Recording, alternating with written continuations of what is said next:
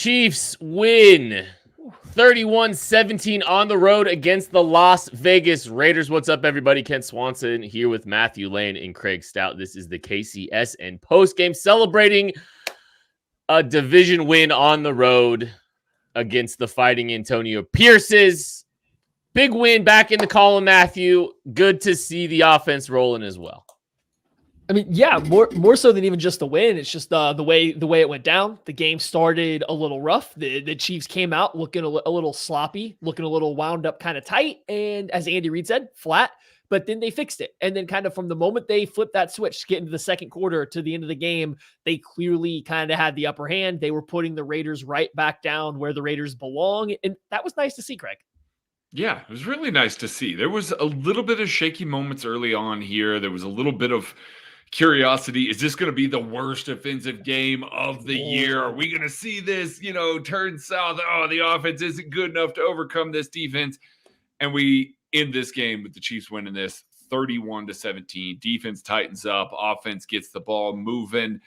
We'll talk kind of what this means going forward, but you got to feel good coming off of this win. And you got to feel good donating for the holidays. Kent, my friend, would you care to give the people the information on the Soul of KC raffle? Absolutely. Please consider donating to the Soul of KC raffle. So this is something that we do every single year. It's one of our absolute favorite things that we do at KC Sports Network. And what we do is a holiday raffle. A bunch of incredible gifts are donated. A bunch of signed helmets, as you can kind of see the list of all the prizes and all the things that you can potentially win. You get one entry for $20. You get 5 entries for $50, 15 entries for $100, 25 entries, and a gift for $150. That gives you a ton of chances to win all kinds of great prizes. Not only do you get an opportunity at signed jerseys, signed helmets, but a bunch of great donations from a bunch of our partners across the metro, like 3rd Street Social, Kingdom Bar and Grill. There's a Worlds of Fun package, all kinds of great prizes. So here's what you need to do. We want to get you guys involved. We want you to help. You can go to our Venmo. You can go to givebutter.com/KCSN Soul. Links are in the description of this show. But we want to help give kids at Operation Breakthrough an incredible Christmas. And this is something that's very, it's very meaningful to us and something that we think is very meaningful to a lot of people across the city that may not be as fortunate as all of us listening to this are right now. So please consider participating, getting raffle tickets, and helping support something that's very near to all of us at KCSN. And it's very important for the kids at Operation Breakthrough. If you ever meet one of them, just one of them, you'll be changed, and you'll want to jump in and donate. So please consider doing that. And we will make sure to shout you out as we see donations going up today. We'll be giving you the shout out. All right, let's get into it. So, man, if you want to know kind of how down bad I think the Chiefs fans and the Chiefs Kingdom have been, just watching that first quarter and seeing some of the reactions, obviously it was not a fun product, and obviously there was some things that were really frustrating early. 7 plays, in the first 2 drives, and 3 plays or 4 plays in the entire first quarter. But just seeing there's so much frustration and doomsday and doom and gloom. And all the Chiefs do is go off and go on a 31-3 run against the Las Vegas Raiders. And I think the thing is, the redeeming thing is obviously offense got it going in a big, big way. Defense shut them down after some early drives and early explosive play. Is that the biggest play that the Chiefs have given up this entire season? It has to be. No? It was close. It was close, but not quite. Yeah. Okay. What was the most explosive play? You're going to leave us hanging, or... we're making a research. In the middle of this, Craig Analytics can work. Let Craig Analytics cook confidently. So, I thought that you had it in your mind. That was my fault. I looked earlier, and then I forgot to note when and which game that was. So you guys would ask me. It's okay. That was mostly me. Anyways, yeah, defense struggles early. They close it strong. Same with the offense. I think both sides of the football start humming as Craig Stout has identified the most explosive play given up. I spoke incorrectly. That was the longest play by 3 yards. That's There was what's a up. 60-yard Yeah. play against the Chargers that was victory lap to Kent. passed. Kentalytics Chuck head Holmes. math. Kentalytics head math. Anyways, Sorry. let's start with the offense. Let's start with the offense, though, because that's the thing that everyone's been wanting to see. That's the thing that everybody's been clamoring for, and we finally see this offense get going in a big, big way. Yeah, I mean, and this is what we kind of all been waiting for. And the game started out and it looked like it was going to be kind of a lot of the same, right? There's been a lot being made over the past couple of weeks about the Chiefs' changes to the wide receiver room and how it seems to be acknowledged that that's been a little bit of the issue. But coming into this game, the first couple series didn't look like there was much of a change. It didn't look like anything was figured out. And then as the game wore on, I think we all kind of started to see it a little bit, right? We all started to see there was some changes. There was the wide receiver rotation, for one, right off the get-go, was massively different. The targets and where they were being distributed were wildly different. The types of route, not even necessarily the types of routes being run, but where the ball was trying to get to, the first read, the second read, and everything was again different. So they did come in, they made some changes, and you saw Patrick Mahomes playing, I think, a lot more confidently than he had for much of the year. You saw him dropping back. Yeah, he had some extra time, but he was starting to look around, wait for guys to get open, and then put the ball in there later, even if it meant holding the ball a little longer. It worked. I don't know if it was the prettiest offense we're going to see all year, whether we have already or we will going forward, but it worked. And that was key, finding something that would work for them. Yeah, it's just about success. With this offense, this defense is playing so well that all we've been asking for this offense is just to be normal for a little while here. And they were. It doesn't have to look great. We don't have to see deep bombs down the field. We're used to the Patrick Mahomes led offense being these big, deep shots down the field throughout, most of the early parts of his career. We saw a shift last year. Then we've seen an even further shift this year to getting the ball in receivers' hands, throwing a lot more screens, leaning on the run game maybe a little bit more, and it works. That's fine. Just be competent out there. And they were not just competent, but they were really competent. This Raiders defense has been really good over the past 2-3 weeks since they, fired Josh McDaniels. They're playing with fire. They've got a little bit more intensity. Sure, Max Crosby's limited. I'm sure a 100% Max Crosby makes a bigger difference in this game. Not trying to minimize that. But they had this defense, their heads spinning a little bit after an early start where they looked good. I just love that the focus, we saw the report before the game. I love that the focus was on getting Rashee Rice the ball. And I don't care if that means the offense is a little more, quote unquote, dumbed down, if they've got to run things a little bit more basic than they have been running. If you're getting the ball to your playmakers, it works. Rashee Rice houses a drag route. Get the ball to him. Let him work in space. We've been talking about this, how this offense can't get a bucket. It seemed like they got him at will today. And it was really nice to see that happen. Yeah, no, and I think it's very easy to say back to basics, but it does feel like this was a very back to basics kind of game. And you saw how intentional they were, just trying to get their best players involved. You saw some of the reports, and we can talk about some of the reports today if we really want to, that coming from Ian Rappaport. And I don't really want to. That's a tomorrow thing. That's a tomorrow thing. Let's bask in the glory. I think but I think, you heard one of the comments was talking about, and I think it was James Palmer that said, the Chiefs spent extra time with their receivers trying to get them to, understand some stuff, trying to just really help emphasize some things and try to simplify some things as well for them. That's because they know where the playmaking is going to reside. That's because, and the Chiefs have always done this, right? They always have. But now I think that they're just abandoning some of their tendencies to lean on some of these veterans that maybe don't have the same kind of dynamic playmaking ability that some of these other players that the Chiefs have on their roster do. And I think that manifested itself up most with Rashee Rice, because Rashee Rice had an outstanding game, but it wasn't just, hey, we're going to run you out on a route and you're going to go figure things out. It was let's get you actively involved. Let's scheme some things up for you. Let's scheme some completions up for you. Let's simplify the concepts that you're running. Let's get you on the under that you're going to finish and turn into a touchdown. The Chiefs are rewarded today by pros versus Joesing it, by putting the ball in your hands of your playmakers rather than just trying to, slam a bunch of scheme in people's face. Not that they didn't do some of that too, but I just think that this was such a good moment to see this team go out and execute simpler concepts, a lot of screens, a lot of easy completions, and just go out and catch the football, secure the football, not have any turnovers, and put the ball in the end zone. So I very, very impressive performance, from this offense. And it was more about execution and playmakers than it was about just, scheming the Las Vegas Raiders to death. We got 2 donations. Like we said, we're shouting them out when we get them here. We got Catherine Carr, and we've got Francisco Jameson donating to the Soul of Casey Raffle. We will continue to shout these out.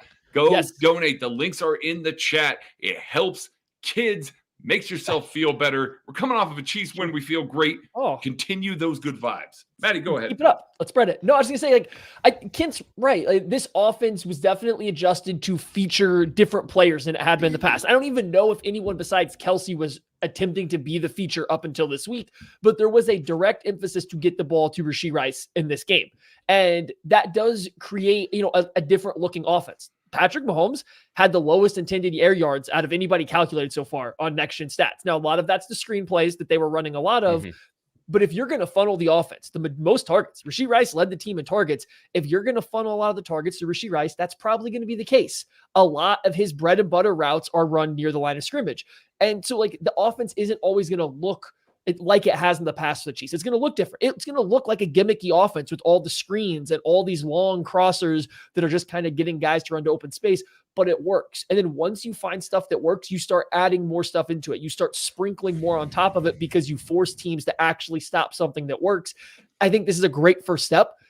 I'm not trying to throw a wet towel on anything, but we got to get not too far over our skis here and just hope the Chiefs build on this, because I don't think that they can continue to throw the ball an average of 4 yards down the field and go on to a ton of success. But this is a good place to start. And it was nice to see it. And it was nice to see them find ways to get Travis Kelce involved, despite the Raiders trying to throw a lot of attention his way.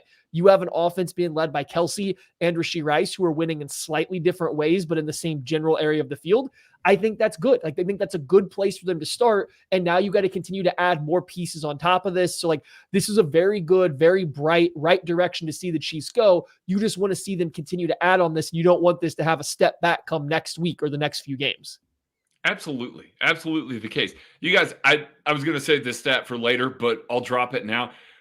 This is the 22nd regular season game since the Kansas City Chiefs had a 100-yard wide receiver performance. That was Juju Smith-Schuster last year, I believe, in week 7 against the 49ers. So 49ers. Yes, sir. Yes, sir.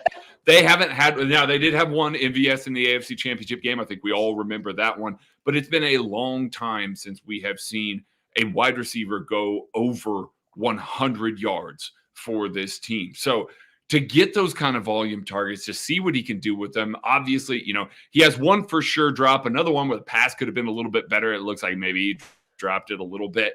That could have even boosted these stats more. So, keep throwing him the ball, though. I like that Andy did not go away from him in this moment, that he continued to let the young kid shine. It's what we've been pounding the table for all season long. They went downfield twice. Yeah, that back shoulder fade was incredible. It was great. Throw more of these things to your young wide receiver and let him learn. And that's what we saw today. And go figure, the offense looks the best that it has in weeks against, again, a Raider, because I know that we're gonna hear about this all week. We're gonna see people try and minimize this performance because it is against the Raiders. And yes, I do want to see this strung together before I start believing in the offense more. This is a better Raiders defense than they were to start the season, a significantly better one. So it's a really good performance to get, especially against the secondary. We're gonna take a break. We'll be back right after this. Thanks for listening to KC Sports Network. Make sure you download our new app. Find it on the App Store or Google Play. Just search KC Sports Network. Thank you, everyone that's hanging out with us here on the KCSN post-game show. Please feel free to hit the like button. Please feel free to hit the subscribe button. Feel free to leave a 5-star review. And please, again, consider donating to the Soul of KCSN raffle. You can find the link to donate in the description, but there's so many great prizes that we're raffling off here. And I believe about a week. and you've got time still to get your donations in. 1 ticket for $20, 5 tickets for $50. You know, Rashee Rice went over 100, and $100 donation gets you 15 tickets to the Soul of KC raffle. So please consider donating. Again, all the proceeds go to Operation Breakthrough. All right. So obviously, Rashee Rice, player of the game, fantastic performance from him, just outstanding, making a big play, scoring a touchdown, doing some really great things with the ball in his hands. I think we talked a little bit about some of the distribution here. I think it's quite interesting. Sky Moore has a great game. I think Sky Moore and what he was asked to do did very good, making people miss, getting that big 18-yard gain. I think he did some really good things. I'm just very fascinated in the lack of lack of targets for the vets and lack of receivers. There's only 7 pass catchers for the Chiefs, 7 players getting targets. Marquez Valdes-Scantling's first target didn't come until the end. I think the last pass attempt for Patrick Mahomes. Mm-hmm. Justin Watson gets 3 targets, one of them being the touchdown. Mm-hmm. They phased out the old guys or the veterans, and they kind of emphasized the younger, more explosive playmakers. Even though it was a lot more yak, good things happened. Just a very fascinating split on all kinds of things. And I'll be stunned if Marquez Valdes-Scantling didn't have his lowest snap count of the season as well. I don't think we saw him play all that much. I mean, it seemed like Craig and I were talking about this in the KCSN Discord at halftime. We thought we saw him more often than we ended up doing. He was 4th, I believe, going into halftime in the Chiefs wide receiver snap counts, which I wouldn't be surprised if that kind of maintained all game. It seemed in the second half, I definitely didn't notice him much either. It'll be interesting to watch going forward. It really seemed like what the Chiefs' concept here was we're dialing back on stuff, pushing the ball downfield to wide receivers specifically, because that's where we're having not necessarily miscommunications, but guys just not on the same page all the time. The ball's maybe going somewhere a little different than where the wide receiver thinks they're supposed to be going. And the guys running those routes have been Watson and MVS. The emphasis was on throwing the ball short, on literal design plays designed to get the ball in someone's hands. And that's where Rice and Sky Moore, and you would assume going forward, Kadarius Toney are going to have their more success. I think this is probably a sign of things to come for the rest of the year. You're going to see Watson and MVS play less frequently, right? And I know a lot of fans want that. Just hopefully it also comes with guys starting to run routes downfield too. Because I don't know if you can build the entire offense out of what we saw today. And I think we're going to look at Watson and MVS's lack of targets, and you're going to look at their lack of snap counts. I think that's going to have a direct correlation with your intended air yards, with running routes downfield. I think that's going to be a consistent thing, at least while they try to work this over. But I mean, it was nice to see. It was refreshing. It was refreshing to find a rhythm that was working. And that's something they haven't seen all year. And it definitely, there were still snaps where both Watson and MVS were on the field together. I think you guys might remember most of those snaps. They didn't go for very many yards. But when those guys were on the field, I do want to take note of this, because we can't just completely throw it to, hey, all the young wide receivers are great and keep rolling them out there. MVS was having to point out to Rashee Rice and Richie James where they needed to go on plays, where they needed to stand numerous times. So that's why MVS is on the field. And I'll tell you what, you want to put MVS or Justin Watson on the field, have them help the young guys get aligned properly, give the ball to the young guys, I'm on board. That's fine. Sure. Yeah, I understand that you're chewing up one of your wide receiver spots and all of that, but with the way that the offense has looked this year, having a guy out there to kind of help get them aligned and then force feeding some of those young guys targets that they desperately need is working.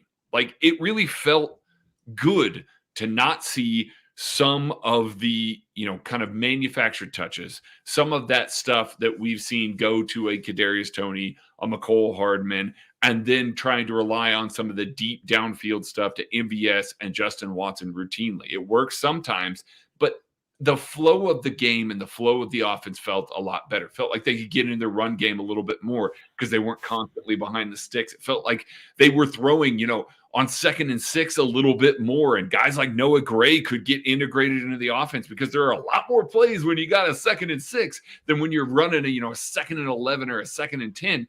It just, the cohesiveness, the ability to get into it just felt a lot smoother. So again, yeah, it's the success rate part of it. It's the efficiency part of it that matters. The rest of it might come. We'll see as the season goes along, but just stay efficient. That's all you got to do with this defense on the other side of the ball. And we finally have optimism. That's all. I don't mean to interrupt you, but like, it's just, there's finally a reason to be optimistic about it moving forward, which you haven't really had up to this point. Like, that's the best part. Absolutely. And I think everyone knew, not everyone, I think a lot of people knew the source of optimism, where it would come from if there were reasons for it, right? And it was with primarily Rashee Rice. I mean, that's the big one. We spent a lot of time talking the ceiling for this team, the ceiling for this this receiver room really growing and taking a step came from, it was going to come from, a Rashee Rice. It was going to come from, maybe Sky Moore. I think early in the season, there's more optimism for that. I think I'm more optimistic coming out of this with Rashee than I am, Sky, even though Sky did some good things, but like getting him involved was still just massive in and of itself. Maddie, I think you made a great point in that this can't be the end. Like, they can't gimmick. And I'm not going to say it's gimmicky. There's some gimmick to it. A little bit. They can't gimmick their way to the Super Bowl, but they can build off of this. And if they can continue to grow and build off of this and maybe just try to invest in the young guys with opportunity to build their confidence, to build their experience in games, that could be the path to this offense really clicking. And so they've got a long ways to go still. And like, this is going to be a build, but I think this is a really positive step in the direction of building towards an offense that you can win a Super Bowl with. And it's not going to be, I don't think it's going to be this insane explosive offense that we're all, kind of accustomed to, right? I don't think it's going to be 31 points a game for the rest of the season. Well, maybe, because there are a lot of not so good teams that they'll be playing the remainder of this year. Yeah. But it's good to see. It's good to see where this team is at, at this point in the season. They're giving you a fastball, right? Like, that's what this team hasn't had, because teams have been, the fastball has been Travis Kelce, and defenses have been able to take that away. And once that happened, they didn't have something to go to. They haven't had a bread and butter to fall back on. If this game, if nothing else, is just going to give you that, it's going to say, hey, we can get the ball to these athletic playmakers out in space, and they're going to make something happen. Or we can run them on drive routes across the field, and if they catch the ball in space, something's going to happen. If they can consistently do that, that gives you a main pitch. That gives you something to throw out there anytime you need to start offense. You need to jumpstart the game. And if teams start to take that away, then you do still have Kelce. You finally have like those two things that can work together. But there has, like you said, you have to add on top of it, whether that's more passing or the run game. The run game was buns. I mean, it was bad. Yeah, it was bad. Yet again. And like, when you were watching the game, it didn't feel like stuff was getting blown up in the backfield nonstop. It's just, lanes weren't emerging, gaps weren't showing up for these running backs to hit, and they weren't hitting them. All of a sudden, I don't want to say the run game against the Eagles was exceptional, but it was varied. They tried a lot of different stuff. They made the Eagles defend a lot of things. Guess what happened in this game? Stagnant. Now, that's an Andy Reid special for sure. Like, I'm not putting too much of that past this just being Andy Reid trying to keep things close to the vest against the Raiders, but it's just the run game. I would have liked to see it continue that variety that it had against the Eagles. I would have liked to see there be some more shot plays down the field. I know Mahomes missed one to Watson that he was a little late on, right? And they missed it. That's a miss, but also that pressure came in pretty quick. And so, but more of that. You need to find something else, whether it's the run game, the downfield game. Like, there's stuff to add on to what this offense was. It's just really nice to see a first thing. I just had to get the run game in there because just looking at the stats now, 3 yards per carry, like it's not great. That's pretty bad. Not great. And I think I remember every single one of those Isaiah Pacheco yards because it was tough sledding at times today for him. He was having to run through a lot of bodies, a lot of 2-yard runs that he turned into 4-yard runs, which I even put in the KCSN Discord. It's like, this is fine. You want to get this offense 3 to 4 yards of play on first down. Like I just said, it gets you into 2nd and 6. It gets you into more manageable situations. That's fine. This run game is never going to be the feature for this offense. It's never going to be something that they're going to say, okay, well, we're going to run it at 6 yards per clip. This is not the Jamal Charles years. It's just not. It is a supplemental thing that helps set up what Patrick Mahomes and this offense can do. And today, that was the case, and that was great. I'm looking at the stats as well here. Clyde Edwards-Helaire, 3 carries, 5 yards, 1.7 yards per carry. I think everybody remembers the big run down near the goal line, but had the other one that was a hold that he had some tough running. I liked what Clyde did today. Maybe not in pass protection. Jerick McKinnon's job is safe there, but in the run game, mix him in a little bit. It's fine what they're getting from him. But yeah, this run game and the way that they set it up. I got one more thing before we transition onto the defense. Can't hear about the offense specifically. Wanya Morris, how about my man out here filling in for Donovan Smith after an injury, gets in the game, looks pretty good, gives up a pressure on really his own true pass drop back here, but looked like, he was checking inside, doing that little arm drag. We've talked about it with Andy Heck during the offseason series there. Make sure you don't get beat inside, protect up the arc, gives Patrick Mahomes an alleyway to get out of the pocket, throw the ball to Rashee Rice for a big conversion there. But Wanya Morris on a 4th and short is trusted for Isaiah Pacheco to run the ball behind with Joe Thuney, and he absolutely got push. Like he did work on that play, helped convert it. I was very excited to see Wanya out there today, and I wasn't disappointed by what I saw. I know that they're going to continue to play Don Smith, not arguing for Wanya to start over him, but some positive things when we've seen him during the regular season so far. Yeah, I was encouraged by it. That was good to see him, and he I got a rough, a slow start with training camp, and then got back in, and yeah, I think it's been good for him, and it's a good thing we're not having to see him at this point this year. Not that he's not played well, but that this offensive line has stayed healthy, and that's been a good thing. But yeah, I'm optimistic about Wanya Morris. Wish they would have given him more run.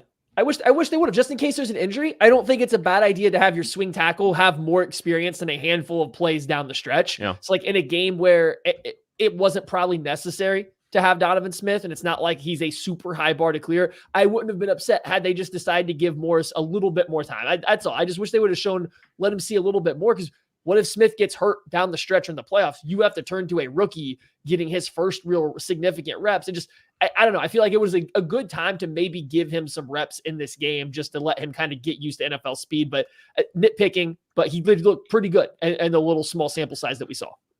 If things go well, I think in some of these games here in the second half of the season, with some of the, lesser opponents that they're going to be potentially lining up against, maybe Wanya gets a little bit more run. We're going to give Tucker D. Franklin some run here. He's going to tell us a little bit about DraftKings. Tucker D. Franklin, the D stands for run, as there's so much to be thankful for. Family, friends, food, and NFL football all week long. DraftKings Sportsbook is keeping your Thanksgiving week full of action. New customers can bet just $5 on the NFL action and score $150 instantly in bonus bets. No matter your appetite, there's something for you. Money lines, parlays, props, live bets, and so much more. You name it, they've got it. Looking ahead already, the Green Bay Packers, the Chiefs will travel to Lambeau Field on Sunday, December 3rd. Already 7-point favorites early on in that game with the over-under set at 42. So download the DraftKings Sportsbook app now. Use code KCSN. New customers can bet $5 on NFL Thanksgiving action and score $150 instantly in bonus bets. Only on DraftKings Sportsbook, an official sports betting partner of the NFL, with code KCSN. The crown is yours.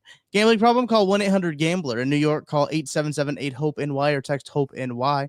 In West Virginia, visit 1-800-GAMBLER.net. Please play responsibly. In Connecticut, help is available for problem gambling. Call 888-789-7777 or visit ccpg.org.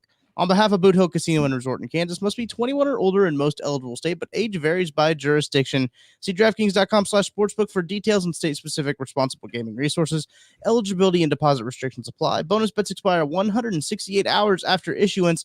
Terms at sportsbook.draftkings.com/football terms. Kent, back to you. Well, I'm going to throw it to Craig, because Craig Stout, I believe you have some breaking news here. I do. Sola KC Raffle. We've been talking about it this entire time. You've got until next Monday to get donations in. So that's why we're hitting it so hard. This is the last week to do it. I have a brand new prize that we are going to add to this. Brand new What? And here it is. Our friends at Holiday Distillery are doing a VIP tour for Tucker. I've got an update even to this graphic for 12 people. Wow. At Holiday Distillery, plus a tasting with a master distiller and BJ Kissel. Fellas, I have FOMO for this raffle every single year, and I'm getting it real bad right now. That sounds incredible. Oh my goodness. Donate down here. man. Donate to the Soul of KC raffle. We will shout your name out on the show if we are still live when you donate. But this is an amazing, you can get a tasting of this Rick House proof of the soft wet red wheat if you want it with the master distiller. That is an incredible prize, and one that if you don't have 12 people to fill out, call Craig. Call Call come back for that one. Just saying. Oh That's an man. incredible prize.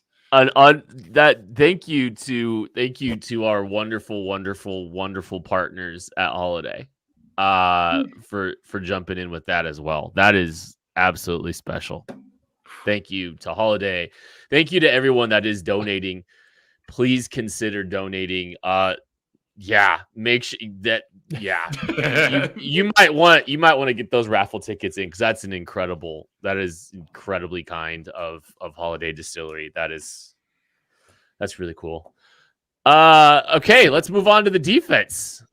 Let's talk about them. So real sluggish start. Aiden O'Connell. Can we give some props to Aiden O'Connell off the top? Yeah, like, kid's guy. Hey, Aiden O'Connell's kind of nice this week. Good for Aiden O'Connell, man. I think good job getting the ball out of his hands. I think the play calling was pretty strong early in the game for the Raiders. But I thought Aiden, he did a really good job minimizing the pass rush by not holding on to the ball too long.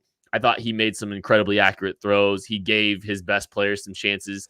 And I think, the Raiders pulled out some stops early, and I think they did some really good things. I think the big thing, obviously, the explosive play was really disappointing. The big explosive run. The longest play in the Chiefs has given up this year per Kentalytics. But yeah, really, that was a rough start and a really strong finish for the defense. Craig. Yeah, it was. I was a little worried that we were over the past several years. We've seen the offense pretty much humming, and then they lay a stinker during the middle of a game. And I thought maybe the defense was going to have a similar outcome there. And that was just not the case after the first 3 drives of the game. The Chiefs defense really bucked up. They did a good job of standing up to what the Raiders had to offer there. There were a number of plays that the Raiders just had their number, that had it dialed up. Basically, the only thing that could beat it was, hitting this guy in the flat, hitting that guy on this specific route. Aiden O'Connell threw some dots today. That catch that Jacoby Myers had over Trent McDuffie was phenomenal, and that was a phenomenally placed ball by Aiden O'Connell. He was good. Like, I feel like the Raiders have a guy that they can rely on to not lose them games, which is more than we can say about a lot of guys that they've had recently. It was a lot better performance from this Raiders offense than I expected, but it was good to see that the Chiefs defense turned the corner. There towards the end of the second half and into the third quarter, the Chiefs had 8 straight plays where they had a positive defensive success rate. So basically, they shut down and stayed ahead of the sticks other than a run play to end the half. That's fine. That's a positive for the Kansas City Chiefs. And then another stretch towards the end of the game where there was a bunch of incomplete passes in a row that the Chiefs had a 7-play stretch. One of those, they got off the field on a third down. Another one was a 4th and short that Drew Tranquil blows up, that Chris Jones had a big hand in as well. Terrific performance by the defense to make sure that this bad offense stayed more bad than they had shown, throughout the early parts of the game. So it's good to see that those moments still exist, especially when Spags can't get into his bag, can't get into some of those nickel blitzes because they were just getting beat. Devontae Adams in the slot, you don't want a nickel blitz against him because he's wide open there.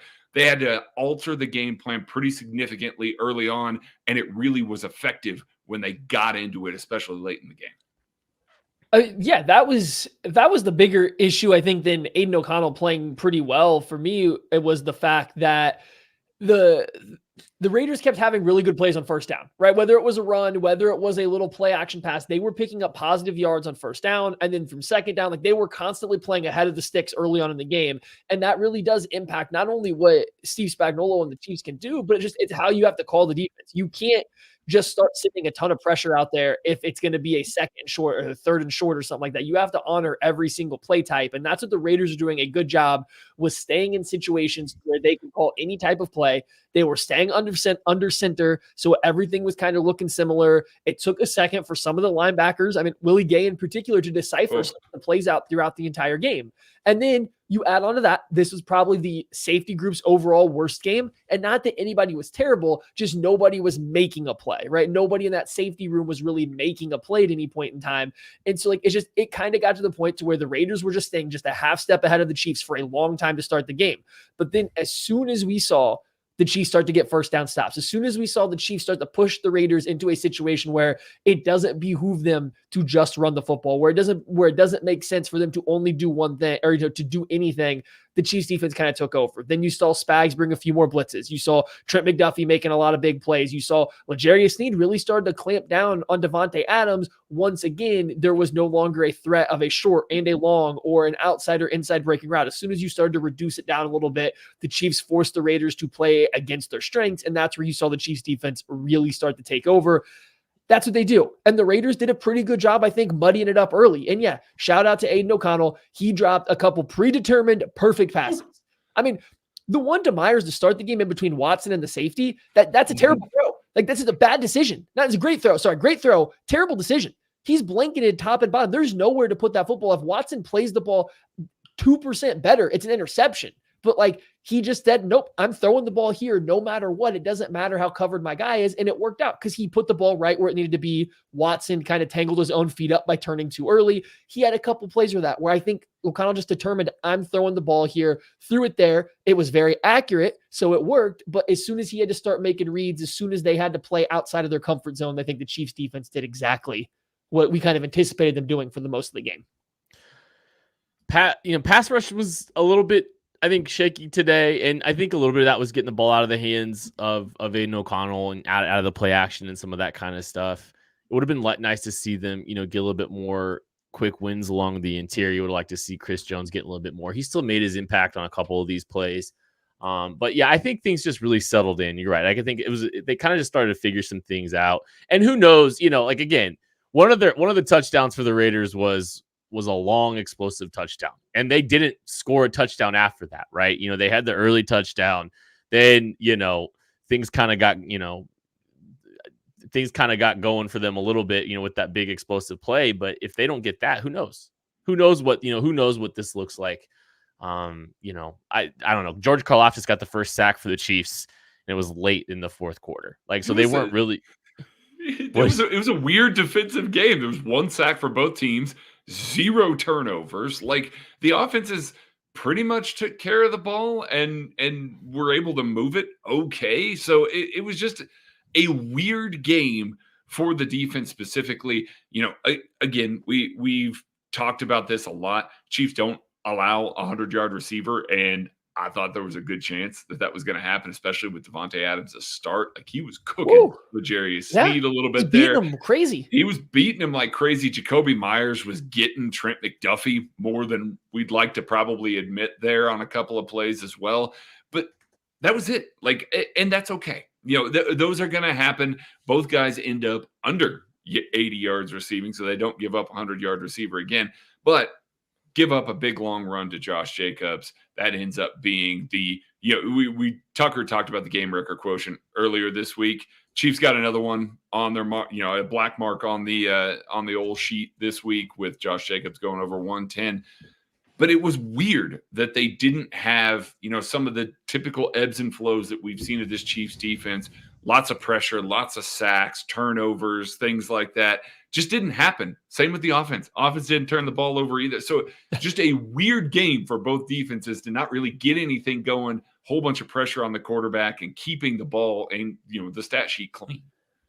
There was no turnovers, no fumbles on this game either, right? No turnovers, no fumble. Turnover on downs, for the Raiders twice, but that, no actual turnovers. Yeah. Okay. Yeah, and I think both teams actually. I wasn't going to put the Chiefs in here, but I think that's just out of reflex. I think both teams tried to play it safe. I think that's what was going on. I think that includes the Chiefs, and what a sad world we've come into where a team led by Patrick Mahomes has to actively think about playing it safe. But they've had such bad luck with turnovers. They've had a bad time with it. So I get not taking unnecessary risks. I get saying it's probably better to live the next down or the next series versus forcing a back-breaking play here. Like going back to that miss on Watson on that deep over route, I bet Mahomes could have tried to put that out there all arm. Like he got to it late, so he didn't have time to set his feet. He could have thrown that out there all arm, but there's a DB well in trail. If that ball doesn't go far enough, that's possibly a pick, and that changes the game right there. So I think decisions like that, or the final screen pass to MVS, it looked like the throwing window was a little convoluted going out to Rice where the play was designed. So he pulls it, checks it down to MVS. The likelihood of that play doing anything good at that point is low, but he said, nope, I'd rather take the safer play. Mm-hmm. The Raiders' entire game plan against this Chiefs defense was that. That's all it was. And I don't blame them. That's how that offense has to operate. It was surprising to see the Chiefs kind of match that. So not a bad way. It's just, I think both teams were playing kind of afraid to turn the ball over, give the other team a break. And it was good to see the Chiefs play that way. They've shot themselves in the foot. Why not? Like, right. I think we spent so much time talking. Well, like the mistakes that this team has made is what have cost them 3 losses so far this year, and so why not just kind of emphasize, just simplifying it and minimizing the mistakes. And I think with Mahomes too, it's like he's still gonna do things. He's still gonna do Mahomesian things without going for broke and making some of these big explosives. I mean, he still made some sick throws today. I mean, he threw some really good. Mahomes had a great game. I mean, Mahomes went that throw to Kelsey over the shoulder on Divine Diablo's back was incredible. No, he played great. Yeah, I agree. He was awesome. 27 to 34, 298 yards and 2 touchdowns. And I mean, it was, there's some, like you said, average depth of target was down, or some of that is kind of down, but like, I don't care. I think they did some really good things. It's a good building block game. It's a good opportunity for them to just kind of settle in. And I think if you're going to roll with some of these young guys, like lean in. And I think this was a lean in moment for them, right? Let's bend to our young talent because our young talent is what's going to break us out of some of this slumps. It's not going to be Marquez Valdez-Scantling on a deep route. It's going to be Sky Moore making a guy miss in the flats and Rashee Rice doing things with the ball in his hands. And I think that was really good. Any other things that you guys want to talk about this game before we move on to Toast game? Yeah, a couple of things on the defense there. The Raiders obviously saw that it wasn't working, especially towards the end of the half, just throwing volume targets at Devontae Adams. L'Jarius Sneed at one point in this game had 63% of the targets. Like Aiden O'Connell would just had a mark on his back and said, I'm going to keep throwing at this man. And it really turned. And then once again, we are seeing a great performance by Drew Tranquill, a quiet one this week, but a great performance by Drew Tranquill, making plays, making a couple of mistakes this week that were uncharacteristic for him, maybe being a little more aggressive and shooting a gap, and the backside was open for whatever reason. So we're going to see as this goes. I know we've been talking a lot about how Drew Tranquill and Nick Bolton need to be together. Like I'm very curious to see what it looks like when they come back, because the rotation was a lot different this week. Willie Gay came out towards the end of the game, and Leo Chanel was the primary nickel linebacker next to Drew Tranquill for a good bit of this game. They mixed and matched a little bit. There was a lot more Leo this week and a lot more Shamari Connor in the nickel as well. So don't be surprised when you see snap counts come out this week that those two guys played a lot more than you think they did. Yeah, I mean, I'd stick into the defense. I think that's a big thing. Is like it seemed like Willie Gay was having a little bit difficulty like deciphering some of the stuff. The fact that everything looked very similar. There was a couple plays where a tight end leaked out. He didn't have eyes on it. He seemed a little later to react to some of the runs. And it's under center. We've seen it before. We've seen the Chiefs get stuck in base personnel on defense against heavier personnel and struggle with it a little bit. And I wonder if that's just a situation where everything being condensed, happening a little faster, a little bit more smoke and mirrors. They kind of caught Willie out flat-footed, changing up that rotation. Having the ability to change up that rotation, even when you have a guy like Nick Bolton who's going to be playing out, that's huge. Snead played really good in the second half. I thought Trent McDuffie once again was excellent. Like, I think people will get stuck on the Jacoby Myers catch when I don't know if you can cover it much better. It's who he is. It's who he is, though. Yeah. We can say it. We can say it. Like, it's pretty clear. He's going to always struggle to play the ball over his shoulder downfield. And that's why you were going to put him in the slot for the vast majority of his reps. That's just what it's going to be. There's a lack of size there. And so he's always going to have to be in the absolute perfect position. He's going to be a ball denial corner. And if a team wants to throw up a contested catch once a week and see if they can beat him on it, like, that's going to happen. You absolutely take that with all the other great coverage reps, the game-saving tackles, the pressures. Like, he was phenomenal once again. You could see the Raiders breaking their backs to make sure they had a man designed to pick up Trent McDuffie, to pick up a slot corner in the blitz. They were actively dedicating an offensive lineman to go do that and letting running backs pick up linebackers instead because they didn't want that smokes. Like, I think that kind of stuff matters. I think that's the big stuff from the defense. Oh, I thought Watson played good again. I think he's kind of taken the mantle from the rotation of Joshua Williams. I haven't checked the snap counts, but I feel like he's their third corner, and it kind of shows up routinely now. All right, it's Toast Game time, presented by Ben Holiday Bottled in Bond Bourbon.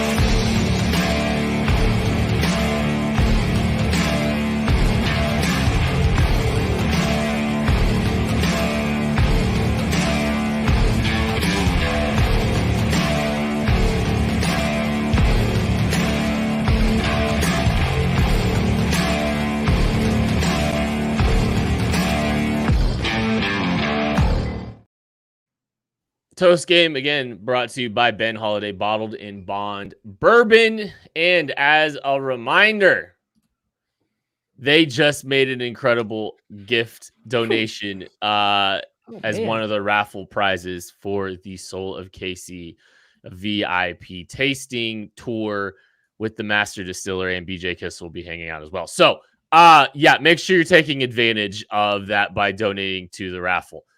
All right, Toast Game time. Craig Stout, lead it off. Yeah, I'm going to give a Toast Game to let's do George Karlaftis. Getting the game's only sack. I felt like he played pretty well throughout the game. A lot of underrated work that he got done there. I was debating between him and Mike Dana. George Karlaftis has, strung together a series of terrific games here. Now, I believe 8 sacks should be 9, but, the stat, people hate you and hate him. So petition for that to change. But very close to getting double-digit sacks. It's very hard to do in the NFL season in and season out, especially with the pass rush that the Chiefs have. George Karlaftis, great game for him. Toast to him. I'm going to make Tucker D. Franklin jump in here. Oh, I like this. Tucker. Come on. Sleeping. It's a sleepy boy. What's up? I wasn't sleeping. I would like you to give us a Toast Game tonight. Really good health's off the board. It's so unfair of you to say good health. First round pick. Yeah, I you know what? I'm gonna raise my glass to Wanya Morris. Coming in there, stepping in the plays that he needed to step in. He played well. Outside of one pass set, I think people have recognized on social media that might not have been his best one. He did play well in the ton of moment he was thrown in there. Had some pretty good blocks. Had a couple pancakes as well, getting some guys on the butt, and a really good block on the screen pass that Isaiah Pacheco really did score a touchdown on, but Andy didn't review it, and then scored a touchdown anyway on the next play. So that's what I got, raising a glass to Wanya Morris. It's a good one. All right. Matthew Lane. Oh, wow. This is a tough one. Who really helped themselves out in this game? Who helped this team win?